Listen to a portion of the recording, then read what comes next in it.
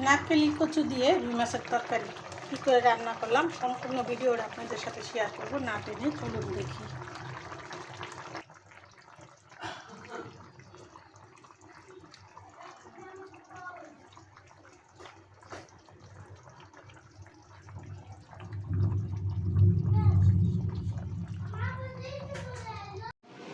তো মাছ কুইটা ধোয়া হয়ে গেছে, এখন আমি নুন হলুদ দিয়ে মেখে মাছগুলো রান্না করব।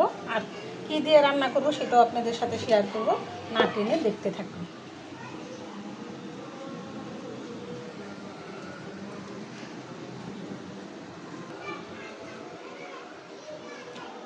তো মাছে কিছুটা নুন দিয়ে দিলাম, আর দিয়ে দিব কিছুটা হলুদ আর নুন দিয়ে মাছটা মেখে আমি 10 মিনিটের জন্য রেস্টে রাখবো। 10 মিনিট পরে মাছগুলো ভেজে নেব। আর আমি সবসময় মাটির হাঁড়িতে মাছ দিই, আর মাটির হাঁড়িতে মাছ দিলে মাছটা তাড়াতাড়ি পরিষ্কার হয়, রান্না তাড়াতাড়ি হয়ে যায়। দেখেন মাছের সাইজটা কত সুন্দর, পুরো এখন একটু সামান্য ডিম হয়েছে একটু, তাই মাছগুলো খেতে কিন্তু অসাধারণ হইব। মাছগুলা 10 মিনিট হয়ে গেছে, আমি নুন হলুদ মেখে রেখেছিলাম। আর এটা রান্না করার জন্য আমি এখানে নিয়েছি নারকেলি কচু, আর এই নারকেলি কচু দিয়েই আমি মাছটা রান্না করব। আর মাছগুলো আমি এখন ভেজে নেব। তো চলুন, তো তেল দিয়ে আমি লবণ দিয়ে দিলাম। এক এক করে মাছগুলো আমি দিয়ে দেব।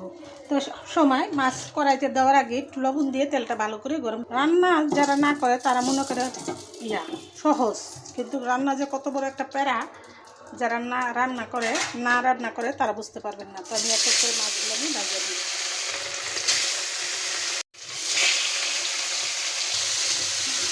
আমার কড়াইটাই অনেক বড়, আমি একসাথে অনেকগুলো মাছ এখানে দিতে পারি।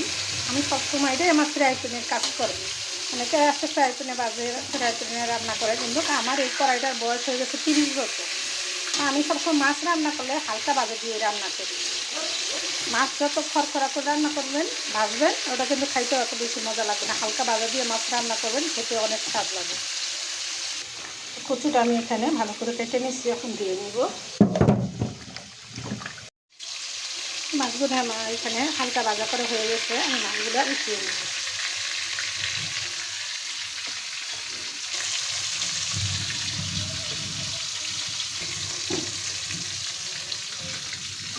মেহমান চলে আসছে, তো রান্না বাড়া একটু দেরি হয়ে যেতেছে। তো আমি এখন মশলাগুলো, মরিচটা বেটে নিলাম, কাঁচা মরিচ আর শুকনো মরিচ একসাথে আমি বেটে নিলাম রান্না করার জন্য। তরকারি স্বাদ না হলে কিন্তু বদনাম হয়। তো আমি তরকারিটা যেহেতু ভালো হবে, ঘন আর তাজা মাছ, তার জন্য মরিচটা বেটে নিতেছি। পেঁয়াজ কুচি, কাঁচা মরিচ কাটা, মরিচগুলো আমি উঠে নেব।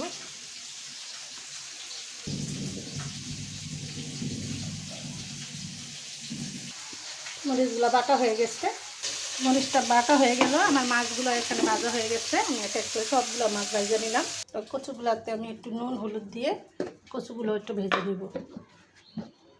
আমি আর একটু হলুদ দিয়ে দিলাম। তো আমি এখানে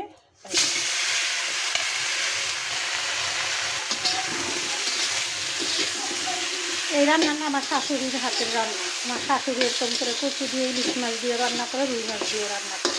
তো আমি হালকা বাজার দিয়ে আমি এখন এক এক করে মশলাগুলো দিয়ে দিব, একটু ভাজা নেব 5 মিনিট, তারপরে মশলাগুলো দিব। তো কচুটা আমার এখানে খোলা দেওয়া হয়ে গেছে, এখানে কিন্তু আমি কোনো তেলই দিই নেই। কচুটার মধ্যে আমি এখন তেল মশলা দিয়ে দিব। আমার পরিমাণ মতো আমি তেল দিয়ে নিলাম। দিয়ে দেবো পেঁয়াজ কুচি, দিয়ে দেবো আদা রসুন বাটা, দিলাম মরিচ বাটা, সামান্য একটু হলুদের ফাঁকি। মশলাটা এখানে কচু সহ আবার একটু কষিয়ে নিলাম। কচুটাও কষানো হবে, মশলাটাও কষানো হবে। আমি এখানে একটু সামান্য পানি দিয়ে দেবো, পাটা ধোয়া পানি।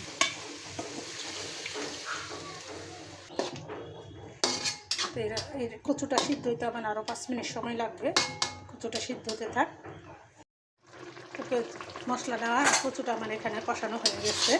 আমি এক এক করে মাছগুলো এটার মধ্যে দিয়ে দিব। কচুটা আর একটু সিদ্ধ হবে, কিন্তু গলে যাবে, তার জন্য আমি এখন একটু শক্ত থাকতেই দিব।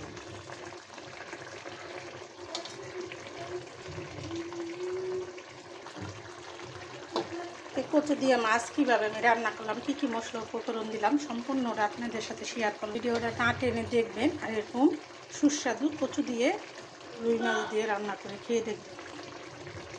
আগের দিনে মা চাচিরা যা রান্না করতো সেটাই মজা লাগতো, তেল মশলা কম ছিল, রান্নারও স্বাদ মান ভালো ছিল। তো আমিও সেটাই আমার ছেলে মেয়েদের রান্না করে খাওয়াই।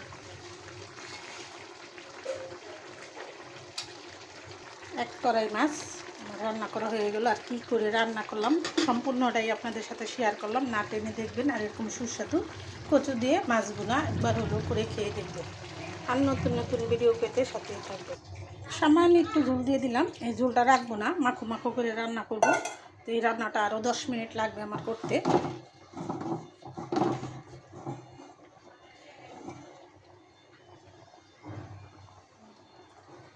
তরকারিটা আমি এই কড়াইটার মধ্যে ঢেলে দিলাম, দেখতে থাকুন।